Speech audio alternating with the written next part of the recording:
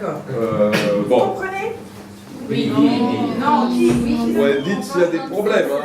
Comme ci, comme ça. Comme ça. On va parler assez lentement, du coup. Hein. D'accord? Si vous ne comprenez pas, vous dites on n'a pas compris. Bon, on va se présenter et vous expliquer pourquoi on est là avec vous aujourd'hui. Attends, avant de commencer, Sabina, est-ce que tu as mis... Oui, j'ai mis, hein, c'est en train de filmer. Mais sur nous? Oui. Ah ben nous, on ne foutra pas les visages, alors c'est bon. Donc moi, je m'appelle Jérôme. Moi, je m'appelle Sabina. Jérôme et Sabina, on est mariés depuis 7 ans. On vit tous les deux, on vivait en France. Moi j'ai 40 ans, Sabina 35 ans. On répond à cette question, nous n'avons pas d'enfants, parce qu'on a souvent cette question, mais pour marcher c'est très difficile, donc non, nous n'avons pas d'enfants. Professionnellement, nous avons, vous allez comprendre pourquoi je dis ça, c'est important, nous avons changé très souvent de métier, de profession. J'ai une formation de lettres modernes, mais j'ai travaillé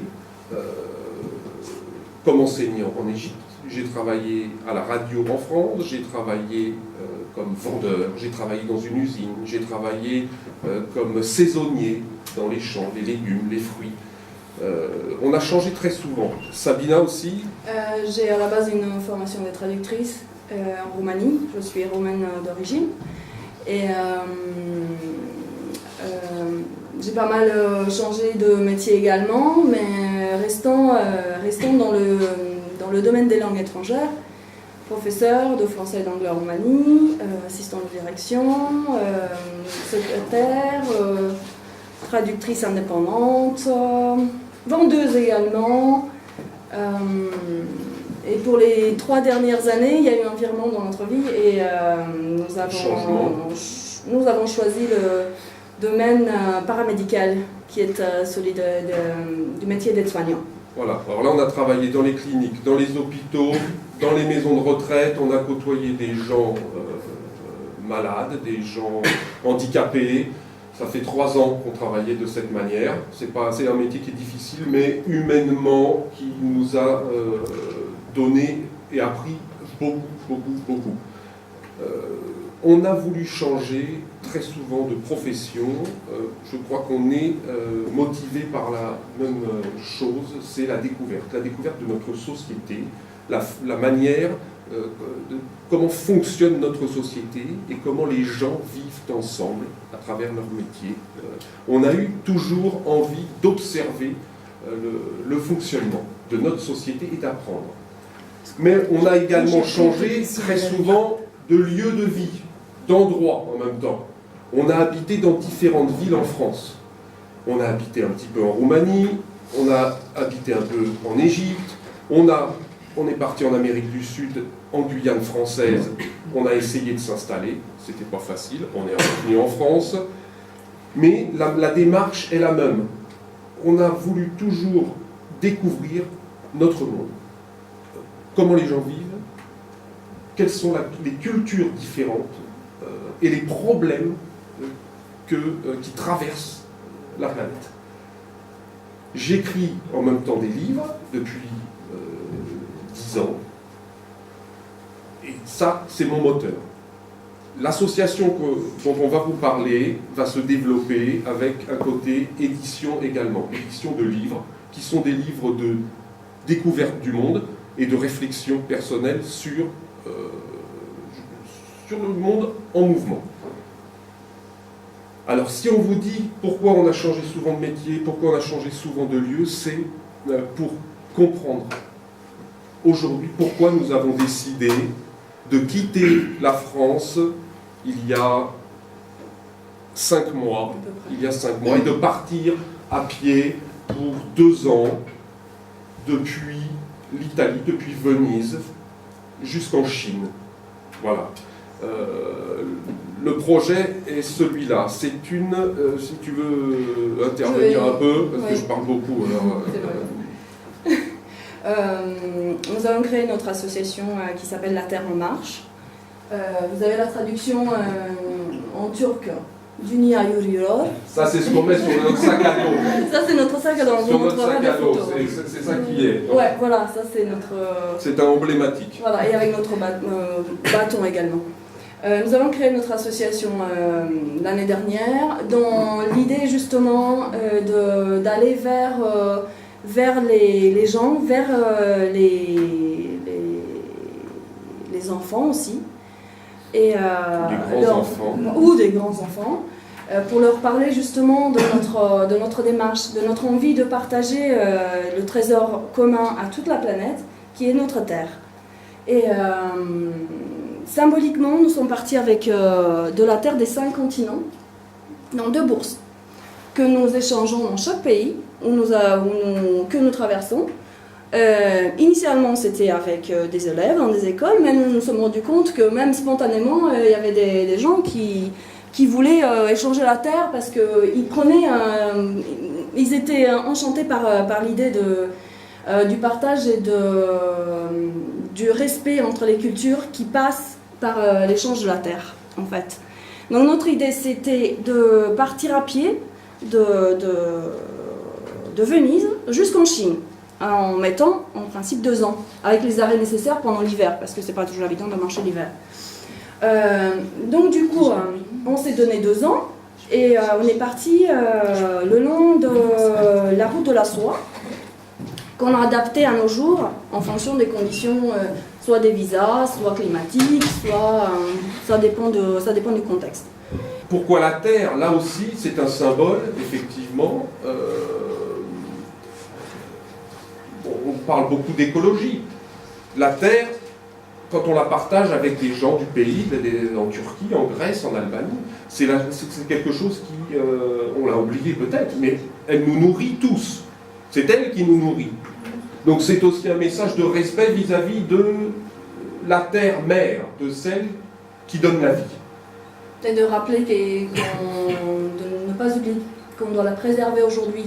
C'est vrai que le débat il est très grand là-dessus. On entend ça beaucoup, mais c'est très important. Quand on y pense quelques secondes, on se dit effectivement, là, il y a un gros problème en ce moment. Et puis c'est un message tout simplement qu'on a voulu faire passer une fois dans notre vie, au moins, partir vers les autres, en signe, tout simplement, en signe de paix entre les hommes, et en signe de respect entre nos différentes cultures.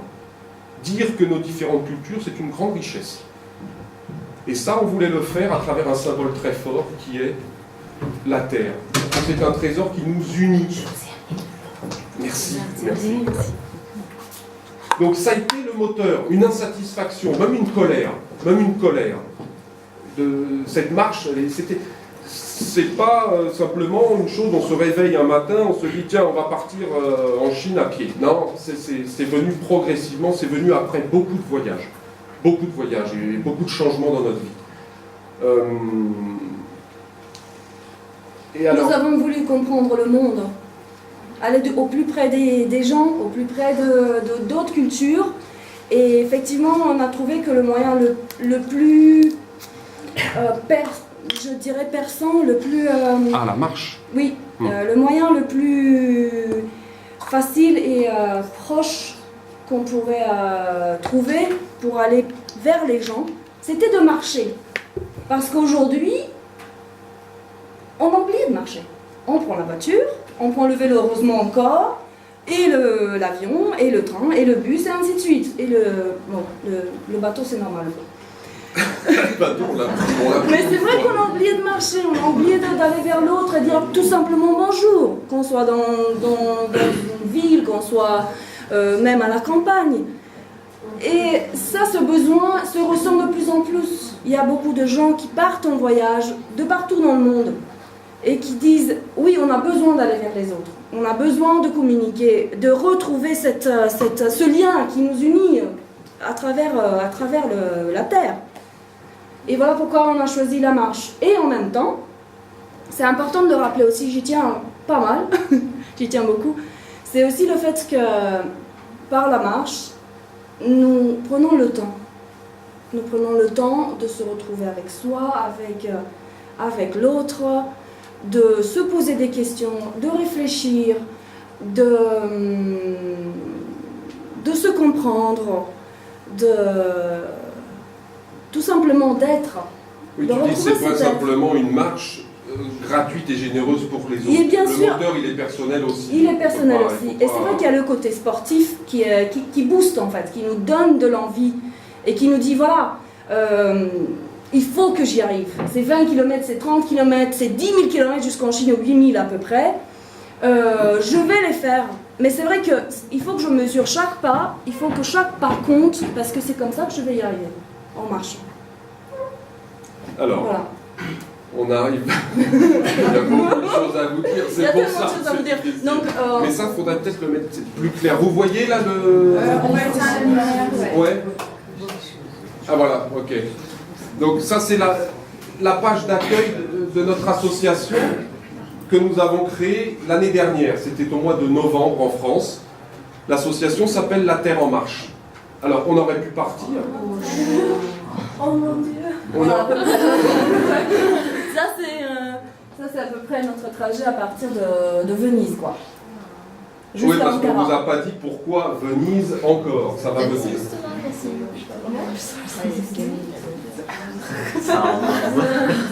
Ça fait pas beaucoup comme ça, mais c'est 2000 km à pied. Ouais, Jérôme, tu voudrais leur poser la question pourquoi de Venise? oui, justement. je leur poserai la question. Je leur poserai la question, c'est vrai. Mais je voulais simplement dire qu'il y avait l'aspect du message à porter, de l'échange de la terre, symbolique. Et nous, on s'est dit, mais le mieux, ce serait aussi de faire de notre marche l'occasion pour les enfants et les étudiants qu'on rencontre de pouvoir peut-être ouvrir aussi leur regard sur le monde qui les entoure. Et on a décidé de créer un réseau d'écoles.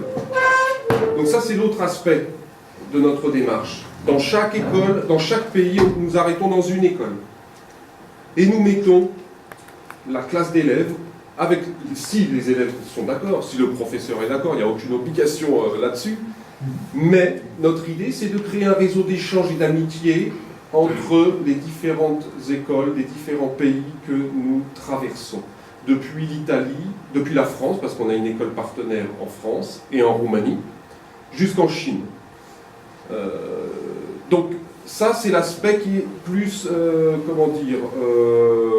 pas éducatif, mais c'est notre marche à nous, elle peut être l'occasion aussi pour vous d'avoir envie d'aller rencontrer les autres. Venise, pour vous expliquer.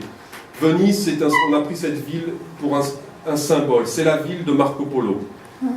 Marco Polo, c'était un commerçant vénitien qui est parti au XIIIe siècle avec son père et son oncle, le long de la route de la soie. Une des routes. Une des routes de la soie, jusqu'en Chine, jusqu'à la cour du grand khan de Mongolie. Il est resté 25 ans là-bas. C'était un commerçant. C'est cet aspect-là qui nous intéressait. C'était l'aspect, c'est le symbole du commerce. C'est-à-dire que, là je vous montre la carte du monde. On est parti de Venise et on a rejoint la ville albanaise, Arnavutluk, l'Albanie. On a rejoint Durrës. Il y a deux grandes routes commerciales, en tout cas en Europe et en Asie, très anciennes, les plus vieilles. Il y a la route de la soie, qui démarre d'Istanbul jusqu'en Chine. Et il y a une autre route, qui s'appelle la Via Egnatia, qui, elle, part de Durrës en Albanie jusqu'à Istanbul. Ces deux routes n'en font qu'une, depuis 2000 ans, au minimum. C'était des routes commerciales, c'était des routes militaires, et c'est un symbole. Nous voulons suivre pendant 2 ans ces routes commerciales et les transformer par notre action en routes de partage.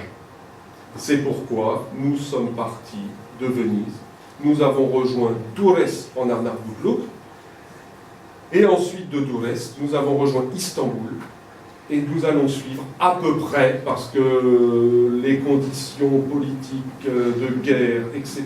sont difficiles, donc nous allons essayer de suivre la route de la soie jusqu'en Chine. On n'ira pas jusqu'au bout parce que c'est un problème de visa.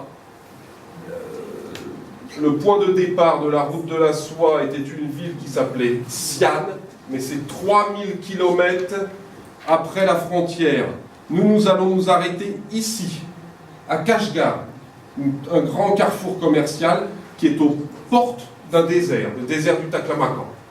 C'est dans le pays ouïghour, ça, non? Oui, c'est en pays ouïghour, exactement. Oui, en pays ouïghour, donc des proches parents des Turcs, effectivement. Ouais. C'est un problème de visiter un pays qui ne connaissait pas la langue de... Sabina, tu veux répondre? Non, vas-y, Pour la langue, non. Moi, j'ai toujours pensé que la langue n'était pas un problème, un barrage, un obstacle. Nous, à chaque fois qu'on arrive dans le pays, on apprend un petit peu, un minimum. Quelques phrases pour se débrouiller, pour manger, pour dormir, pour boire, pour saluer. On a un petit dictionnaire. Et on peut communiquer avec tout le monde. On parle avec les mains, on parle avec les yeux, Tu peux parler en Chine, en Mongolie, en Turquie, en Afrique. Je pense que ce n'est pas un problème. Celui qui veut partir, la langue n'est pas un problème. Et moi, je parle anglais un peu. Sabina parle très bien. Mais pour moi, ça n'a jamais été un obstacle de parler, d'essayer en tout cas de parler la langue du pays. Ça, c'est très important, un petit peu. Merci. Autre question? Oui. Mais quelles difficultés vous avez rencontrées avant du voyage? Les difficultés qu'on a rencontrées dans notre voyage jusqu'à présent, ce sont des difficultés liées aux intempéries, à la grosse chaleur, très grosse chaleur en Albanie, en Grèce, à la pluie qui est arrivée en Turquie. Les difficultés, c'est savoir tous les jours où dormir. Ça, c'est un gros problème.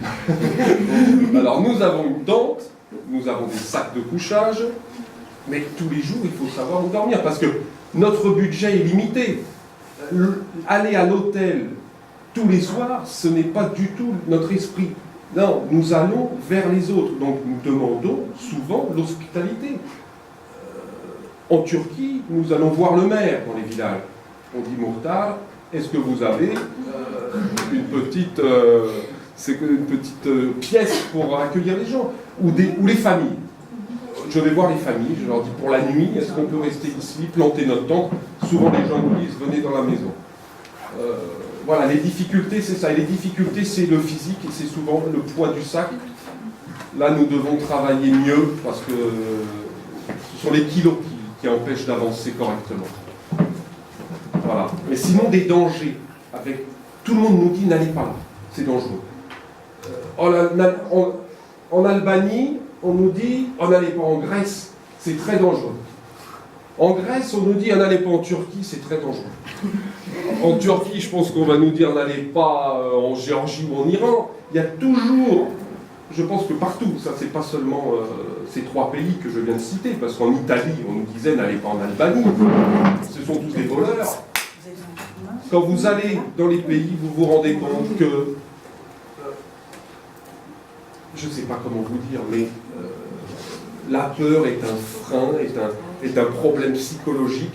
Et il peut nous arriver des problèmes, on peut être agressé, on peut nous voler tout ce qu'on a. Mais ça, je veux dire, en France aussi, je sors de chez moi, je peux être attaqué. Pour l'instant, et depuis que je voyage depuis plus de 10 ans, je n'ai jamais eu aucun problème avec les gens. Alors ça dépend aussi certainement de votre manière à vous d'aller vers les autres. Moi, c'est ça que je veux aussi vous dire à travers notre démarche, c'est n'ayez pas peur d'aller vers les autres. N'ayez jamais peur de partir, de découvrir votre planète.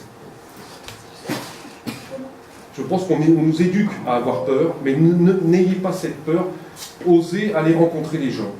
Dans le monde, je vous assure, ce sens du voyage, je pense que moi, si j'ai un message à faire passer dans toutes les écoles, c'est de donner aux élèves, aux enfants, le goût du voyage. Pas du tourisme, hein. Je ne parle pas du tourisme, je parle du voyage. Vraiment, la rencontre avec... Sabina, quel pays a eu le plus d'influence sur nous? Je pense que chaque pays a eu une influence différente pour être... Oh, je pense que Sabina, la Turquie, de certains points de vue, la Grèce d'autres points de vue, donc... Non mais Sabina est très sensible en plus au changement de pays et d'atmosphère, plus que moi. Ouais, c'est Et vrai. quand on quitte un pays et qu'on arrive dans un autre pays, elle capte tout avec Non, des je choses. je veux tellement vite comprendre ce qui se passe, alors je suis à l'affût de tout, j'essaie de comprendre les gens, de voir quelles sont leurs attitudes, pour être plus à l'aise avec eux, pour pas les vexer, pour Et la être... Turquie, ça a été un grand bouleversement pour toi. C'est effectivement pour elle, le fait que ça soit une culture déjà balkanique, et en plus, bon, balkanique, pas tous les pays Mais balkaniques, proche de la Roumanie. proche de la Roumanie. Ouais, C'est ça. vrai qu'il y a comment dire, il y a une telle ressemblance, je sais pas comment dire, dans les comportements, dans l'attitude, dans les réactions. Je trouve que les gens sont très naturels. Ça, j'ai adoré. Si vous allez voir par exemple des photos en Roumanie de villages ou Oui, les villages se ressemblent c'est aussi. extrêmement frappant. Moi, je me suis sentie tout de suite comme chez moi, par exemple. Mais elle, C'était se vraiment posait chouette, hein. mais elle se posait une question, la place de la femme dans la société turque. Ah, Voilà, ça reprend ta question sur les préjugés, enfin sur les idées qu'on a. Sur les idées, voilà, sur les Comment se choses qu'on ne comporter connaît pas en fait. tant que Sur, femme, sur- on va dire occidentale, en Turquie quand on arrive. Est-ce que la place de la religion est très importante en Turquie? Ou ça dépend des endroits? Dans les villages, comment ça on se comporte? Alors il y a eu des ajustements. Il y a eu des choses à sentir. Les gens nous ont dit aussi, parfois, nous ont fait comprendre aussi, certaines fois. Sabina, tiens, la cuisine, elle est là. Bon. C'est C'était un peu super. radical. J'étais comme chez Sabina, moi. elle aime bien la J'étais cuisine, contente. mais des fois, c'était un peu brutal comme ça. Oui, c'est vrai que c'est pas évident. Donc ce temps d'adaptation, c'est vrai que ça dépend des pays. La Grèce, par contre, en Grèce, c'était par rapport à l'Albanie, qui est un peu un pays qui ressemble à la Turquie du point de vue du comportement. Comment dire, ça a été tout de suite un choc parce que les gens sont beaucoup plus distants, mais ça ne veut pas dire qu'ils ne sont pas gentils ou ouverts. Ils sont tout simplement, c'est une question culturelle, ils sont tout simplement plus en retrait. Ils ne viennent pas spontanément tout le temps Mais la vers différence toi. est très forte. Et la différence, Quand c'est- on passe de l'Albanie à la Grèce, et qu'on ressort de Grèce et qu'on arrive en Turquie, il y a une différence de relation qui se fait sentir très, très vite. Très vite. Mais c'est intéressant. À chaque fois, Ouais. il y a des choses intéressantes à découvrir. Et à chaque fois, on se retrouve avec soi-même, à se battre, à se dire voilà, maintenant, qu'est-ce qui va pas? Maintenant, il faut que je comprenne. Maintenant, il faut que j'avance. Qu'est-ce qui m'empêche d'avancer? Et ainsi de suite.